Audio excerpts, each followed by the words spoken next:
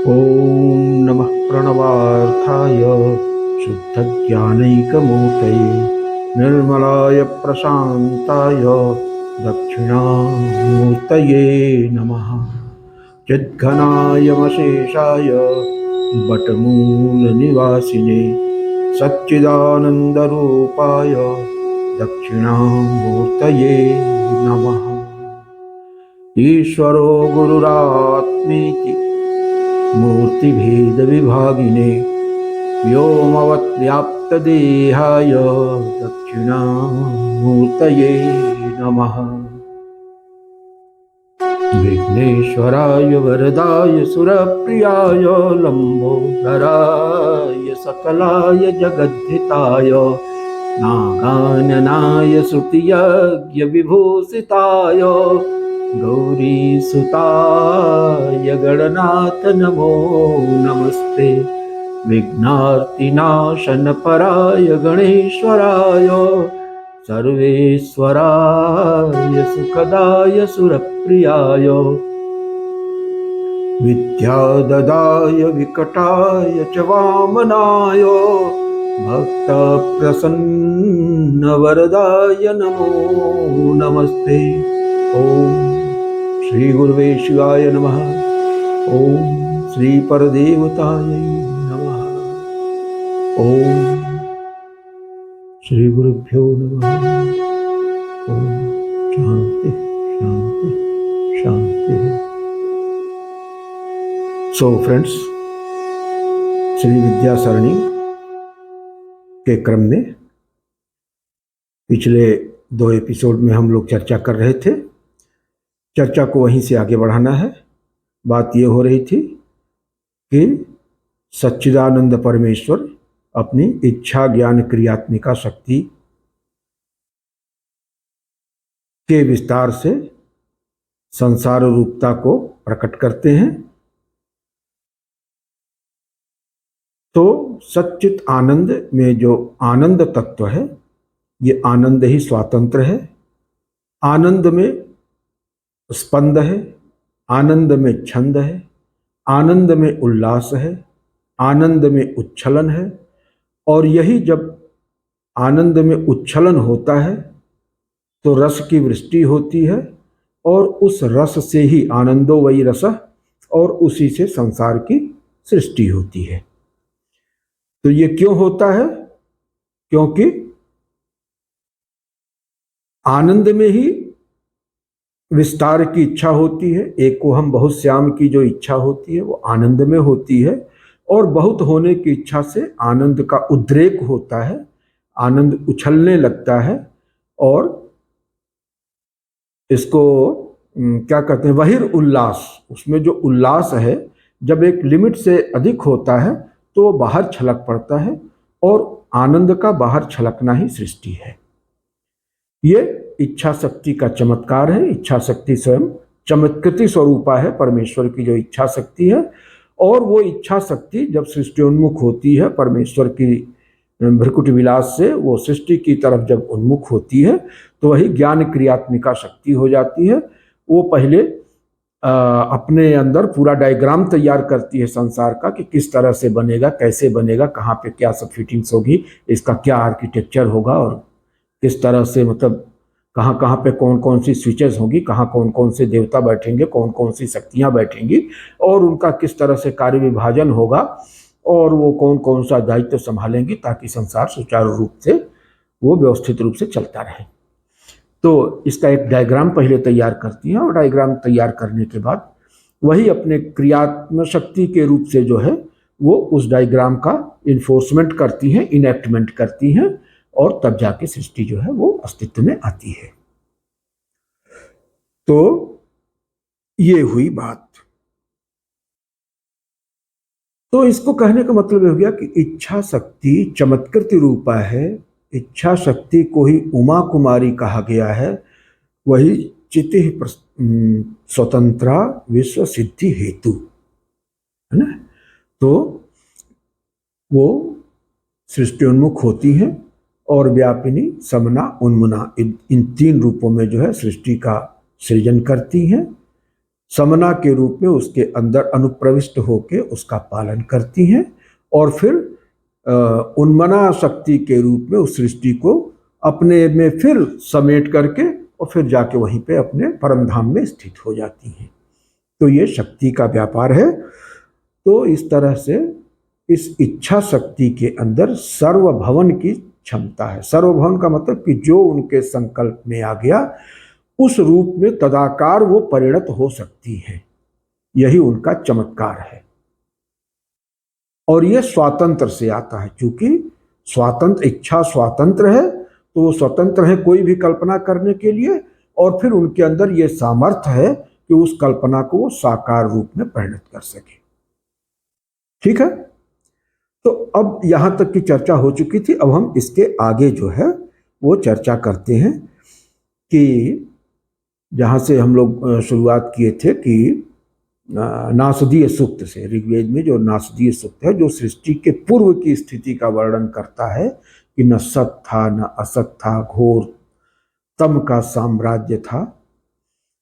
तो उस महाशून्य की स्थिति में, घोर तम की स्थिति में, जहां की तम के गर्भ में सब कुछ आवृत था, तो वहां से किस तरह से सृष्टि प्रक्रिया पुरस्सर होती है इसको समझने के लिए जरूरी है कि पहले, और श्री चक्र की भाषा में कहें तो वही महावैंदव से विंद चक्र के आविर्भाव की घटना है।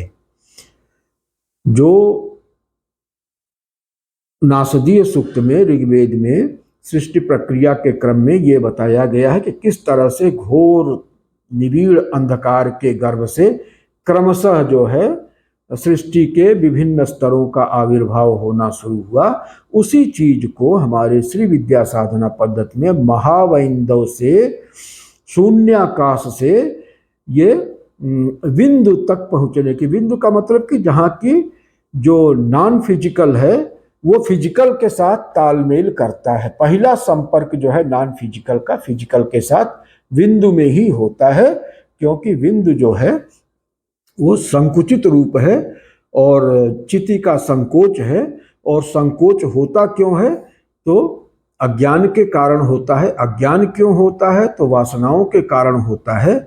और वासनाओं में ये शब्द, स्पर्श, रूप, रस, गंध, ये 5 विषय होते हैं। तो ये विषय और विषयी का यहीं पे जो है तालमेल बनता है। जो खालिस आनंद था, माने जिसमें न विषय था न विषयी था, अब वो आनंद यहाँ पर विषय और विषयी की परिधि में आ गया। एक भोक्ता होगा, एक भोग्य होगा, इस रूप में यहाँ आके उपस्थित हो गया। तो जो एक था, शुद्ध आनंद था, अब वो भोक्ता और भोग्य के रूप में 2 हो गया कि भोक्ता जो है भोग्य पदार्थों का उपभोग कर रहा है और उससे उसके अंदर आनंद की सृष्टि हो रही है। माने ट्रिगर जो है वो भोग्य वस्तु में चला गया, न कि आत्मानंद रह गया।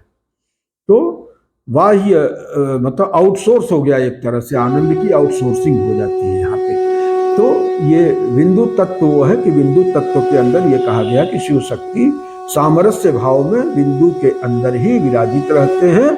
और क्योंकि बिंदु के अंदर महावैंदव चक्र की स्थापना होती है, और महावैंदव चक्र का मतलब यह कि वही जो महाशून्य है, बिंदु के आविर्भाव के पहले जो सर्वत्र एक अखंड अहंता विराजित थी, अब वही अहंता जो है अपने अंदर एक भेद की परिकल्पना करके अहम च इदम च के रूप में बिंदु के अंदर समाविष्ट हो जाती है। तो ये एक अनंत के अंश का एक प्रकृति के क्षेत्र में प्रवेश हो गया। तो महाबिंदु से बिंदु तक की यात्रा, और इसको हमारे श्री चक्र में कहाँ दिखाया गया है? तो बिंदु चक्र के बाद के जो चक्र हैं, जो कल्पित हैं, वो उसके जो उसका डायग्राम है, डायग्राम में आपको उसकी ज्योमेट्री में कहीं नहीं नजर आएगा, क्योंकि ये सूक्ष्म रचना है। स्थूल रचना को तो आप जो है उसकी ज्योमेट्री आप जो उसका डिपिक्शन कर सकते हैं, लेकिन जो सूक्ष्म संरचनाएं हैं उनका डिपिक्शन जो है संभव नहीं होता है। इसके आगे अब हम ये समझने का प्रयास करेंगे कि ये महाबिंदु से बिंदु तक की यात्रा किस तरह से संपन्न होती है। और इसको समझने के पहले एक छोटी सी बात और समझ लेना जरूरी है कि सृष्टि के दो चरण हैं। एक ईश्वरीय सृष्टि है और दूसरी जो है वो मानवीय सृष्टि है। इन दोनों की क्रियाविधि को थोड़ा सा समझना जरूरी है। और जहाँ तक ईश्वरीय सृष्टि है तो उसमें किसी तरह की अव्यवस्था नहीं है। जो भी अव्यवस्था है, जो मानवीय सृष्टि, जो हम लोगों के द्वारा बनाई गई सृष्टि है, उसमें अव्यवस्था दृष्टिगोचर होती है। अच्छा, जो ईश्वरीय सृष्टि है वो बीज का निर्माण करती है। वो जितने भी योनियां संभव हैं इस धरती पर, इस ब्रह्मांड में, उन सारे के बीज का निर्माण वो कर देती है। और जो सपोर्ट सिस्टम है, पूरा का पूरा लॉजिस्टिक्स है, वो प्रोवाइड कर देती है। बाकी का काम जो है प्रत्यक्ष में मानव करता है। हालांकि प्रत्यक्ष में मानव जो कर रहा होता है तो मानव के अंदर भी दैवीय शक्तियों का अंश अनुप्रविष्ट होके उनको चैत्य करता है, उनको प्राणित करता है, और जिसके फलस्वरूप वो सृष्टि कार्य में संलग्न होते हैं और सफल होते हैं। तो एक तरह से ये समझ लीजिए कि by virtue of the delegated authority हम लोग एक्ट करते हैं।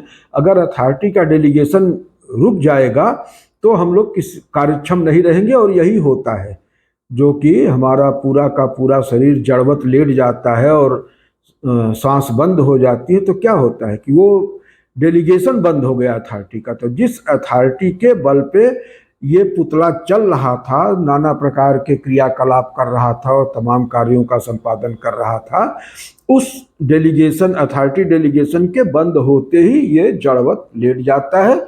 और फिर इसके बाद इसको ये होता है कि या तो जला दिया जाता है, या दफना दिया जाता है, या जल प्रवाह कर दिया जाता है। जैसा यथा योग्य होता है वो कर दिया जाता है। तो एक तरह से इनडायरेक्टली वहाँ पर भी देवता और शक्तियों का कार्य रहता है, लेकिन प्रकट रूप में वो हमारे माध्यम से काम कर रहे होते हैं। माने हमारे माध्यम से अभिव्यक्त होते हैं। इसको यूं कह लें कि एक है कि जबकि देवता अपने फॉर्म में होते हैं, दूसरा ये होता है कि किन्हीं माध्यमों से अभिव्यक्त होते हैं। चाहे वो हमारी ज्ञानेंद्रियों में अभिव्यक्त होते हैं, कर्म इंद्रियों में अभिव्यक्त होते हैं, जड़ देह में अभिव्यक्त होते हैं, पौधों में, वनस्पतियों में अभिव्यक्त होते हैं, 84 लाख योनियों में अभिव्यक्त होते हैं, पहाड़ में, पृथ्वी में, नदी में, जल में, सागर में, इन सारे रूपों में वो अभिव्यक्त होते हैं। लेकिन ये उनकी अभिव्यक्तियां हैं, मैनिफेस्टेशंस हैं, लेकिन साक्षात वो नहीं है। तो ये द्वितीय चरण की सृष्टि है। प्रथम चरण की सृष्टि में वो साक्षात अभिव्यक्त होते हैं। उनको अभिव्यंजन के लिए किसी माध्यम की आवश्यकता नहीं होती है। तो वो ईश्वरी सृष्टि या दैवी सृष्टि है। द्वितीय चरण की सृष्टि जो है वो मानवीय सृष्टि है। तो इस चीज को भी थोड़ा सा ध्यान में रखना जरूरी है।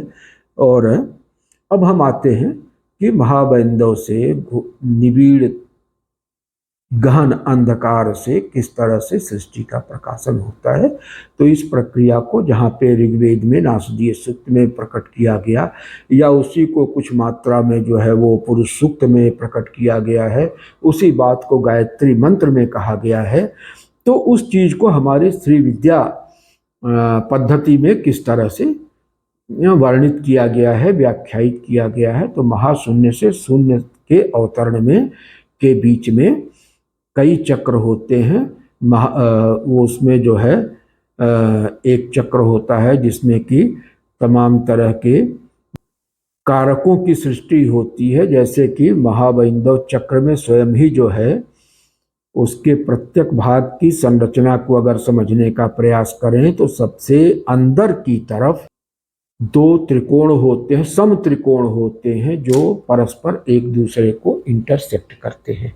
और इन दो सम त्रिकोणों के इंटरसेक्शन के फलस्वरूप कुल 6 कोणों का आविर्भाव होता है, एक शक्ति का और एक शिव का, जो कि समरस अवस्था में रहते हैं। इसको समरसाकार अवस्था कहते हैं। यहाँ किसी भी प्रकार का भेद कर पाना संभव नहीं होता है, लेकिन यहीं से भेद की सृष्टि होती है। समस्त भेद की सृष्टि जो है, जहाँ इसके पूर्व की स्थिति जहाँ नेति नेति के अलावा और कुछ भी नहीं कहा जा सकता, तो नेति नेति के बाद का प्रथम चरण ये है कि उस दशा में जहाँ पर कि शिव शक्ति भी इस कदर समरसाकार हो गए हैं कि न शिव का अस्तित्व दिखता है न शक्ति का अस्तित्व दिखता है, वो अब धीरे धीरे शिव और शक्ति समरसाकार अवस्था में दिखना शुरू हो जाते हैं। माने सावयवता की शुरुआत इसी बिंदु से होती है। अब उस जो ये षटकोण बनता है तो षटकोण के किनारे किनारे जो 6 त्रिकोण बन रहे हैं उसमें जो है ब्रह्मा सांभव, विष्णु सांभव, रुद्र सांभव, ईश्वर सांभव, सदाशिव सांभव और आदिनाथ सांभव, ये षट सांभव की स्थिति मानी गई है। और बीच में जो स्थान बचता है उस स्थान में, ये बीच में जो स्थान बचता है वो खुद भी जो है खटकोणाकार होता है। तो इस षटकोणाकार स्थान को महासांभव का, श्री महासांभव का स्थान माना जाता है। और ये पहला अभिव्यक्त रूप है, अनभिव्यक्त की पहली अभिव्यक्ति श्री महासांभव के रूप में इसी षटकोण के अंतर्गत षड्भुजाकार रचना में प्रकटित होता है। माने जो पूरी तरह से अनभिव्यक्त था वो किंचित मात्र उसमें जो है सांसता आ गई है। और बहुत सूक्ष्म दृष्टि अगर हो, सूक्ष्माति सूक्ष्म दृष्टि, तो इस स्तर का साधक उस अवस्था को पहुंच सकता है और वहां पे स्थित श्री महासांभव के साक्षात्कार कर सकता है। तो ये हो गया पहली रचना षटकोण की। अब उसके बाद प्रकृति का कार्य शुरू होता है और जो शुद्ध प्रकृति है, शुद्ध विद्या, वो एक त्रिकोण के रूप में इस षटकोणाकार संरचना जिसमें शिव शक्ति सामरस्य है उसको अपनी परिधि में समाहित कर लेती। माने शक्ति का व्यापार, शक्ति का प्राधान्य यहाँ से शुरू हो जाता है, सृष्टि क्रिया यहाँ से पुरस्सर होती है। और ये इस मामले में पुरस्सर होती है कि ईश्वरीय सृष्टि होती है और जीव सृष्टि के लिए बीज का निर्माण इसी स्तर पे होता है। तो अब इस षटकोण के बाद जो है एक त्रिकोण की संरचना होती है और इस त्रिकोण में ही सारी की सारी एग्जीक्यूटिव पावर्स इसमें इन्वेस्टेड होती हैं। और यहाँ पे जो है कार्यपालक शक्तियों के रूप में समया, चतुस्समया की अवधारणा है। उस चतुस्समया में कौन कौन से आते हैं तो कामेश्वरी समया, वज्रेश्वरी समया और भगमालिनी समया, और केंद्र में जो केंद्रीय सत्ता है वो ललितांबिका समया होती है। तो ये 4 समया की स्थिति इस त्रिकोण में 4 भाग कल्पना कर लिया जाता है। तीनों किनारों पर 3 त्रिकोण और बीच में एक त्रिकोण बन जाता है। तो 4 त्रिकोण इस एक त्रिकोण के अंदर कल्पित हैं और उन चारों त्रिकोणों में ये 4 समया, कामेश्वरी समया, वज्रेश्वरी समया, भगमालिनी समया और ललितांबिका समया, ये 4 समया अवस्थित रहती हैं। और 4 समया के साथ उनकी चरण पादुकाएं भी रहती हैं। चरण पादुकाएं रहने का मतलब एक तो उनको अथॉरिटी माना जाता है, सील माना जाता है उनकी, और दूसरी बात यह है कि ये गत्यात्मकता की भी सूचना इनसे होती है कि यहाँ से संसरण प्रारंभ होता है, सृष्टि की प्रक्रिया जो है गति पकड़ना शुरू करती है। तो इसलिए और इन लोगों को ही अधिकार है उस सारी प्रक्रिया के नियमन का। तो जो टॉप एग्जीक्यूटिव बॉडी है उसमें ये 4 समया आती हैं। 4 समया जहाँ अवस्थित है वहाँ पर उन चारों समया की 4 चरण पादुका भी है। इनका रूप, रंग, आकृति विशिष्ट भी वर्णित है ग्रंथों में।